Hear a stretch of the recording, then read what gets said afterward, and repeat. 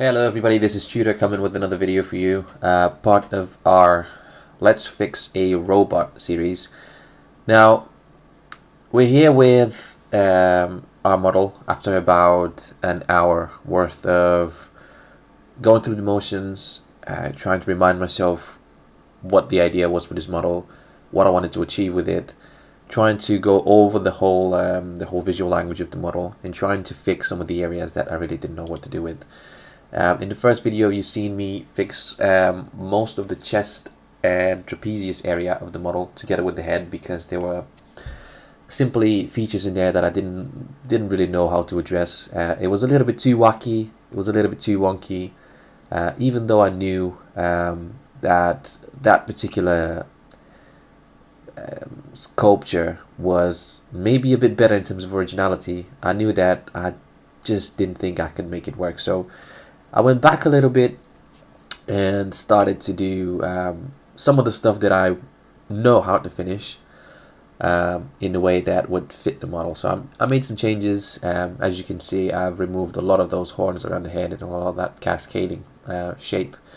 That really did not really work. And I lifted the head a little bit just because it was a little bit too sunken into the chest, and gave this guy a little bit more of a trapezius. And really, what I've done is I've tried to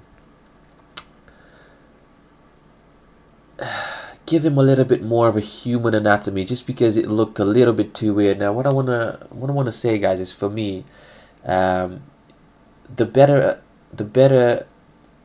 a model looks is defined by how delicately and how subtly it sort of imitates human anatomy, but in a different way. And that's what I'm trying to achieve with this guy moving forward, is trying to follow a human structure of, you know, shoulder blades, shoulders, trapezius, neck, and all of that, but trying to interpret it in an interesting way and adapt that to a mechanical sculpture. So you see me here, I'm trying to figure out how this trapezius would work. And if I pause here for a second, you see that I'm kind of following a human anatomy. So I've got this area over here that kind of looks like a trapezius. There's a diamond shape over here that looks like an exaggerated trapezius, and then together with some sort of like a hinted shoulder blades, and then a shoulder inset over here. So that's what I'm trying to go for mentally. That's the picture I'm trying to follow from my head. So at the moment, I'm being really delicate with the shapes that I change, because most of the stuff in this back I enjoy.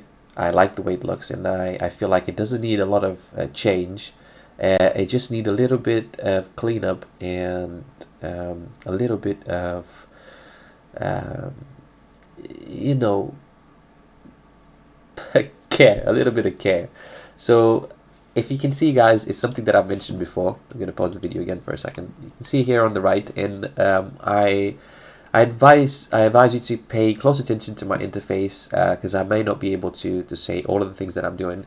So pay attention to this left side in particular, because this is where you're going to see what brushes I'm using, if I have the AccuCurve on, or the backface masking on, or the lazy mouse on or not, or the topological function. Now pay attention to these things over here, and together with the blur and radial fade, because these are things that influence the way brushes work a lot. So the AccuCurve is something that can be used with the move function, and instead of your move brush pulling things in a circular fashion, it sort of pulls them into a point. And this is what I'm doing over here, just to preserve those angles in the mesh. Because, for example, if I wanted to make this here a little bit more pointy, I would not be able to do it with the regular move brush without the AccuCurve. But enabling that and pulling from this corner over here is gonna pull the shape into a pointy bit over here, making it a little bit more mechanical, a little bit more hard surface looking. So keep that in mind. As I said, I might not be able to go through every single detail that I'm doing in this model, but keep paying attention to this left side over here. This is the most important thing that you need to pay attention to, and you'll be able to see it really really quickly. When something changes, things are going to flick between orange or gray. So keep eye on AccuCurve, backface mask, lazy mouse, and topological. The topological function is really useful for when you're working, for example, if this white bit over here and the yellow bit, imagine those were two separate geometries, two separate objects that have got separate geometries. so they don't connect. If I wanted to move this white piece individually without damaging the yellow one, without affecting that one, I would use the move brush with the topological function, and if I try to pull on the white bit, only the white bit would move because it would be a separate object that is not connected to the yellow one, and so the brush would not affect any other piece of geometry apart from the one that I'm already hovering. So having said that, let's go back into the video. So you see how I drew that into a point over there. That's the move with the Aki curve one. With the H polish, guys, you might have heard me mention this before. I usually go from the regular polish, which kind of flattens surfaces and eats out of your model, to the polish version with alt pressed, which basically lifts the sculpture, and that's an interesting thing that you can use to build shape. Now you've seen me use a little bit of the move brush with the backface masking enabled over there on that back piece. Let me just go back for a second so you can see. Now, as I said, backface mask enabled. Now what that does, it helps me change the shape without affecting the center line. So as you can see me move that around, the center does not move, and I'm basically able to fill in that space over there without affecting too much of the center. So let's just see that again. Yeah. Now the problem with that is it creates a few artifacts, but those are really easy to smooth out if you Dynamesh once or twice and just use a little bit of smoothing on top of it. One benefit of using that backface mask function is it kind of preserves the, as I said, the center line of the mesh. It preserves the shape a little bit better sometimes. Sometimes it's not good to use, but other times it's really useful. So what I'm trying to do here, guys, is trying to find ways to define the anatomy in this model. And whenever I am faced with a bit of a challenge, wherever I'm hovering an area a little bit too much, what I tend to do is I let myself get distracted with other areas in the model that I immediately know how to address. It's really easy when you're in the beginning, when you're learning how to sculpt, to get really frustrated with something because your mind just won't let it go. If you find yourself stuck on something, and by stuck I mean if you're spending more than 5 minutes on something and it doesn't really go anywhere, just move on to something else. Like if you're working on a character, it's going to be a huge mesh. There's going to be a lot of areas that you can work on, and there's going to be a lot of opportunities for you to discover things, but you need to sort of jump in and out of things and move around your model, as opposed to just getting stuck on an element that just doesn't want to come out, and you don't want to give up, and you try it again and again and again, and the more you try, the more frustrated you get, and the more that feeling of I'm not good at this can set in. So don't try too hard, and do what you feel like you can do at that particular time, and those techniques that you end up using are going to inform your decisions when you're moving on to a different piece of the model. So what I'm trying to do over here is basically just make that overall shape follow the anatomy a little bit better. So I'm imagining that as a trapezius, and I'm basically just trying to conform that shape to what I have in my mind and what I imagine as being the trapezius of this model. A lot of this process, guys, is me having a mental picture in my mind of this being a trapezius, this being the neck, this obviously being the head, and this being the chest. And what I'm doing in my mind is I'm trying to overlay this shape to a distorted human anatomy, and I'm trying to create shapes that are mechanical that would hint at that particular, construction of the human body. I'm trying to create abstract shapes that hint at something believable and something understandable, which is human anatomy. I feel like the more your models have been grounded in an understandable human anatomy, the more likely they are to look more natural, more realistic, and more functional, because human anatomy is something intrinsically functional, and even if you hint at it just a little bit, your models are going to instantly look a little bit more believable and a little bit more functional, because they already follow a functional structure, which is human anatomy. Here, using a little bit of move topological brush to avoid, as I said, affecting that white piece over there, because as you can see over here, that white piece just beneath that yellow bit is part of the same subtool. So using a little bit of the move topological brush, I'm able to move that yellow bit without affecting that white bit just behind it.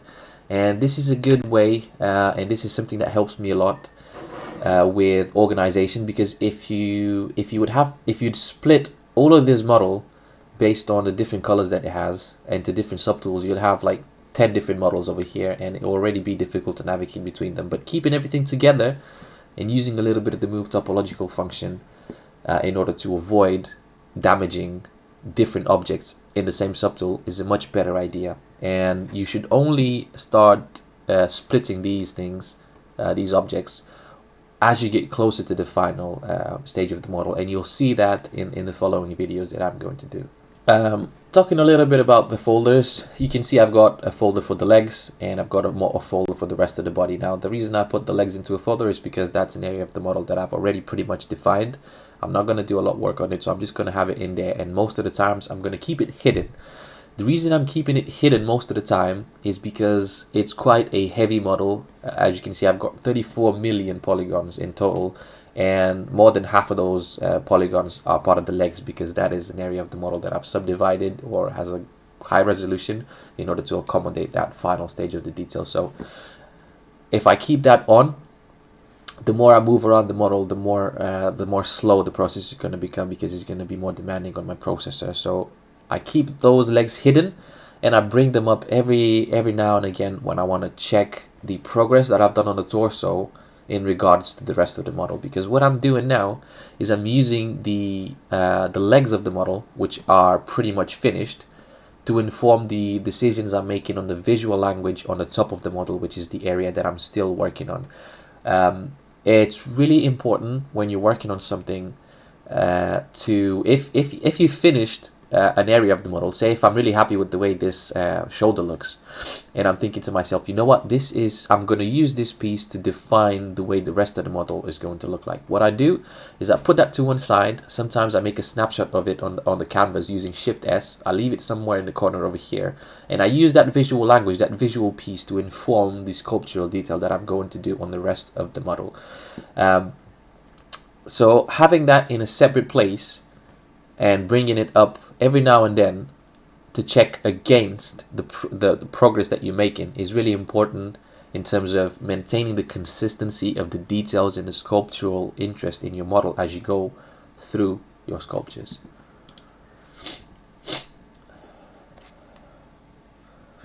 I hope I don't have a cold.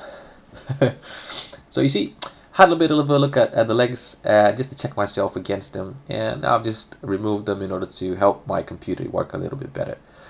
So what I'm doing here is I'm just identifying details that I like in that muddy piece, which is quite dirty at the moment. It's quite all over the place, and I'm just trying to identify different planes, different structures in that element, in that piece, in order to make it come alive and emphasize and enhance the features that are already within it in order to help it come together.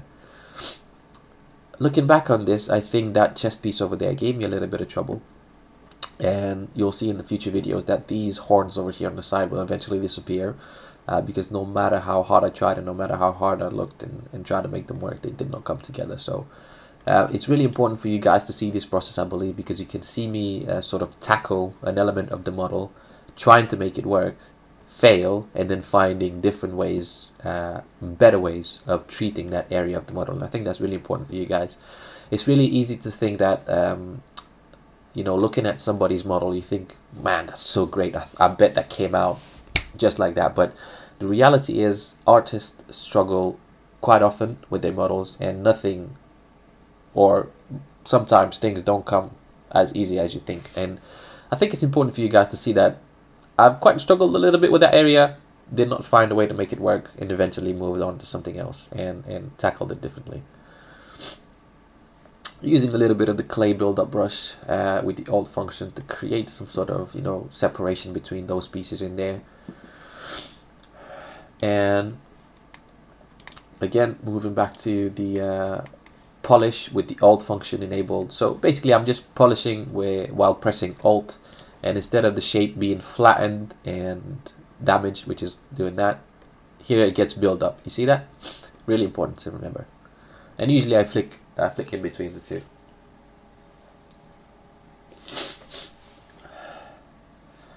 Really important, guys, is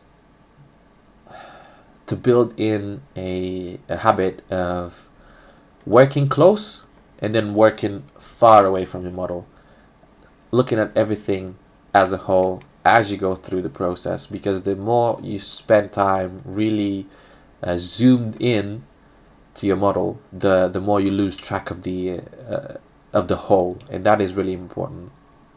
Every time you make subtle changes to your model, you should always step back and look at how those areas, how those new pieces fit in with the rest of the model, how well they fit in with the consistency of your sculpture. Really important, guys. Don't get stuck in and don't go too deep detailing things just because it's fun. Step out, assess, go back in.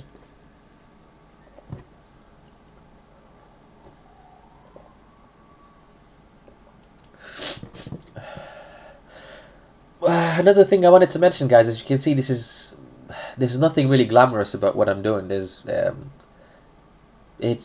wouldn't call it boring, but what I'm doing is quite simple at this moment. There's nothing spectacular about my process. It's just simple techniques, trying to build on something that I've already created. You see, I don't like that detail anymore. I'm going to remove it. I don't think it belonged in there. And just by using a little bit of polish, I already created a better shape. The problem is we sometimes try to create detail on a surface or on a piece that does not look right, when we should actually try to find ways to either remove that piece entirely or find better ways in which to address its volume in order to make it fit better with the whole model. And I feel like most of the times it's better to remove detail than trying to make that detail work, because in essence your sculptures are primarily silhouette, volume, and then shape. Detail is basically just like the ornaments on a Christmas tree. If the Christmas tree looks shit, if the Christmas tree is bad and wilted and old, it doesn't matter how good your ornaments are going to be. Your Christmas tree as a whole is going to look pretty shitty. And what I mean by that is you should primarily focus on defining a really cool silhouette, and then working on the volumes of your model, and then creating interesting shapes, and only at the end you should concern yourself with creating the details. Because if you've done the first stage of the process, which is silhouette, volume, and shape correctly, details are simply going to come naturally, guys. You won't even think about it. They're just going to fall into position, you know, almost independently. So what you see me doing here is creating a few joints in order to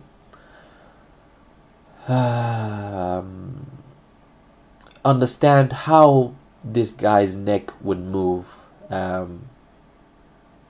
in relationship to him being a robot. So experimenting at the moment, this is one of the details that you will see disappears eventually in the later models. But at this stage, just because everything is so muddy and messy, everything goes really. I'm trying to do anything that really crosses my mind and try to follow it to its conclusion, which can either be that's crap, I'm going to remove it, or that's actually good, I'm going to keep it and I'm going to improve it.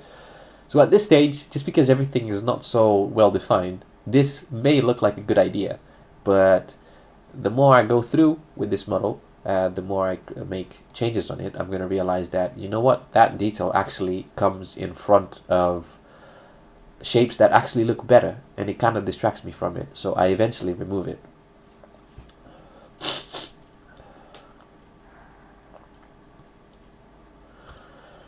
Uh, Another thing that I wanted to mention, you see me working in different colors. Now, I feel like that is really helpful in terms of, but you know what? I feel like the brain likes when it receives extra information about what it's doing. So what I mean by that is if I would be working on this model in a flat color, in a flat white, for example, it would be much harder for me to interpret shapes as if they were different elements made of different materials. So by putting different colors on things, it's easier for my brain, it's easier for my mind to interpret different areas of the model as different substances. So for example, I imagine that this yellow piece is like uh, uh, the the outer coat of a car, for example, the outer layer of a car, whereas these white bits are more like the mechanical, iron sort of structures beneath the model, which are like kind of the skeleton, the articulations that make it work. And it's easier for my mind to create details that are specific to those areas, because if I'm thinking this yellow bit is going to be like the exterior, I'm not going to put a lot of details on it, and I'm going to try to actually make it a little bit more streamlined as the casing of an object should be. Whereas these mechanical elements, which are made white, I'm going to treat them more as joints and more complicated things. And it's easier for my mind to understand where the boundaries are. And I feel like by separating your model right from the start, or quite early on at least, in different sort of substances depending on the color that you're using, can help you create details a lot more easier and respecting what each element is in relationship to the model itself.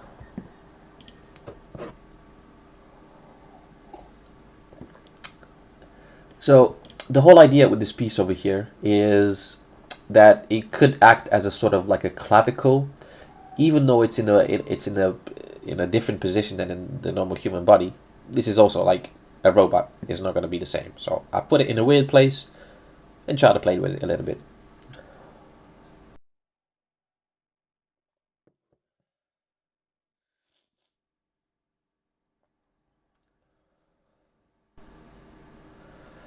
Yeah, trying to find a better position.